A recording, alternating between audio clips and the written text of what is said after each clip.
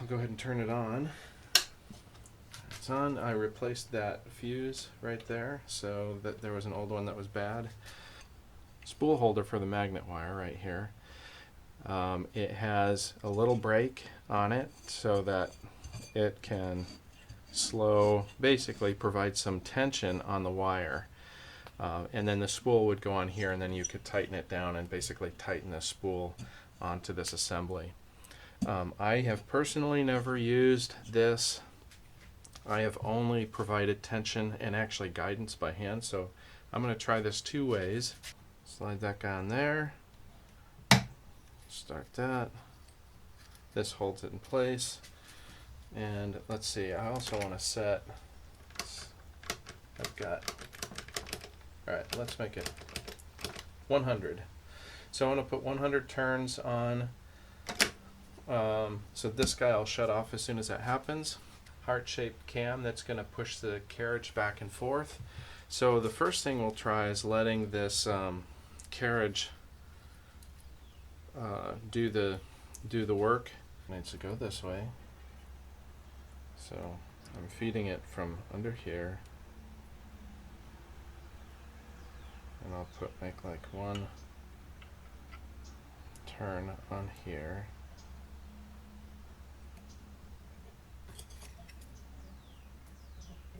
What I'm trying to do is get it up onto this little holder right there. So now the wire is being held.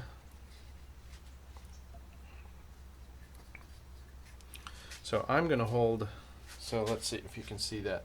So it's coming basically from the spool holder.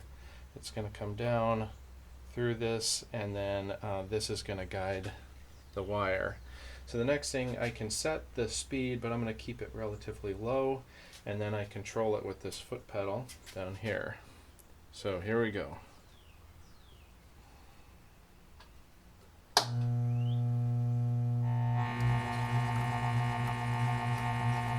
Oh, it's funny.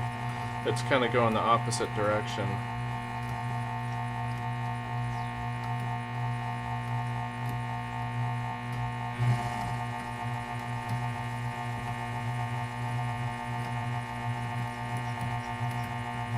Yeah, see the guide is not set up quite right.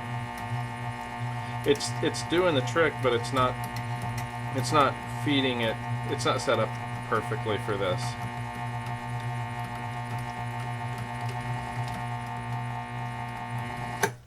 Okay, so there you see it shut itself off. We're at 100 turns, and so at this point, normally, like if I'm not holding this, the right thing to do would be to cut the wire here.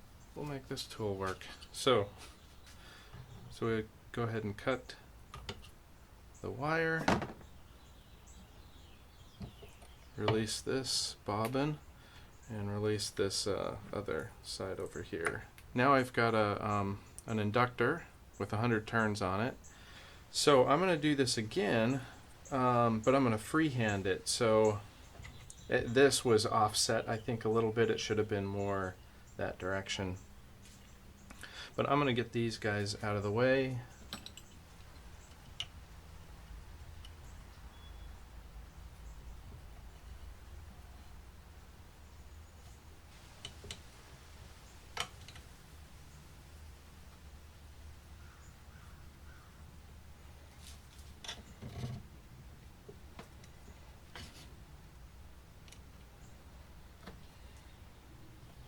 Now that's out of the way, I'm going to start a new one of these. Yeah, that'll do the trick. Okay. For small runs, this actually I think works pretty good. Oh, I got to reset this. This is turning that, resets that, and you can get started again.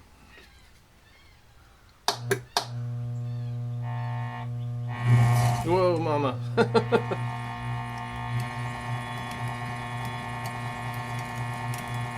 Doing slightly better job than the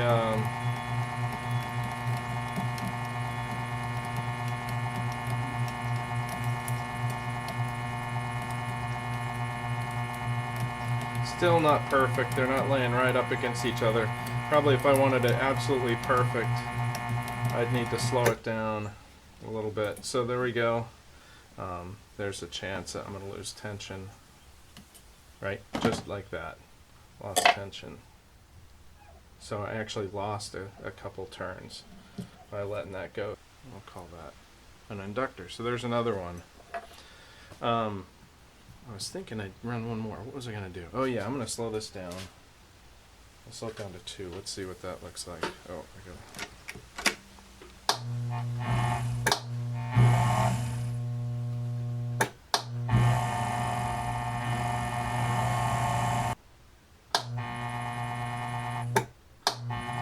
There we go. Okay, got the speed down a little bit, all the way down to like 1.5. Just hit the 100 turns there. Try one more time. Okay, there we go. So this is in place. Got that set. And now I've got this a little bit more under control, speed-wise.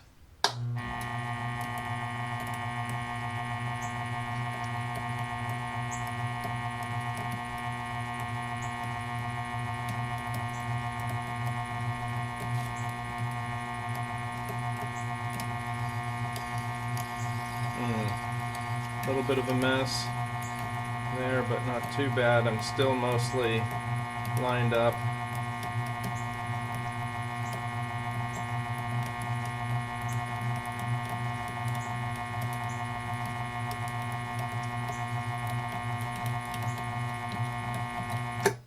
Okay, that one looks pretty good. This is a fairly clean looking inductor. So I'm going to release this, and I'm going to pull this guy off of here, keeping tension on both pieces.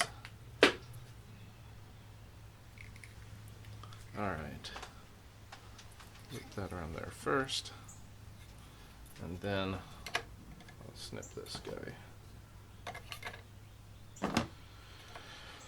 Okay, inductor number 3. With a little care, you can actually do a pretty good job making inductors. Anyway, there you go. Pretty awesome.